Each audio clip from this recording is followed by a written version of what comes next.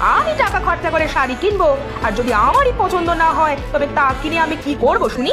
তুই কি সব কাজ ফেলে আমাকে এখন এখানে জ্ঞান দিতে এসেছিস রে হতভাগী? যা কাজ করতে যা, না হয় কিন্তু দূর দূর করে তাড়িয়ে দেব।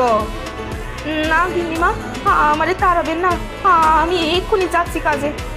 ও কাকিমা, কাকিমা, আমাদের থেকে একটা শাড়ি নাও না গো, আমরা যে বড় বিপদে পড়ে এসেছি, আমাদের ঘরে যে আর খাবারও নেই গো।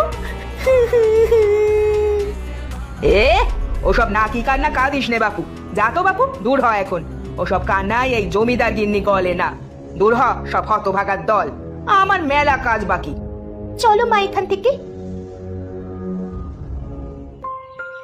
ওরা আমাদের অপমান করা ছাড়া আর কিছুই পারে না। কেমন করে অপমান করলো আমাদের? ওসব মাথায় নিস না মা, আমাদের এখন যে খারাপ সময় যাচ্ছে, সেই সময় সবাই আমাদের সাথে এমনই করবে। চল বাড়ি চল মা, অন্য কিছু না কিছু একটা ঠিক করব আমরা। চল মা।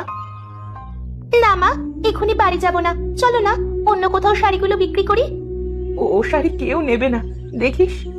আহা মা, চলোই না, পঞ্চায়েত প্রধানের বাড়ি চলো, সেখানে কাকিমাটা খুব ভালো, সে নিশ্চয়ই একটা দুটো শাড়ি কিনবেই। বেশ চল তবে, দেখি কিছু একটা গতি হয় কিনা। বাড়ি আছেন গিন্নিমা? কে কে এলো এই সকালবেলা? আমি কুমা, আজ কিছু শাড়ি আনলাম, তা কিনবেন না কটা? না রে, আজ আর শাড়ি কিনবো না। কালই তোদের পঞ্চায়েত ঠাকুর শহর থেকে তিনখানা শাড়ি এনে দিয়েছে, একদম নতুন নতুন, একটারও ভাঁজ খুলিনি এখনো, আর দুদিন আগে এলে পারতি। কাকিমা, শাড়িগুলো একবার দেখোই না গো, একটা না একটা পছন্দ নিশ্চয়ই হবে, দেখো বড় বিপদে পড়ে এসেছি গো, একটা শাড়ি বেচতে পারলে কদিনের খাওয়া জোটে। তা শুনেছি তোর জামাইটা মরেছে কমাস হলো, কিন্তু এখন যে একটা টাকাও খরচ করতে পারবো না, তাহলে আমার আর রক্ষে থাকবে না রে। আচ্ছা গিন্নিমা, আজ তবে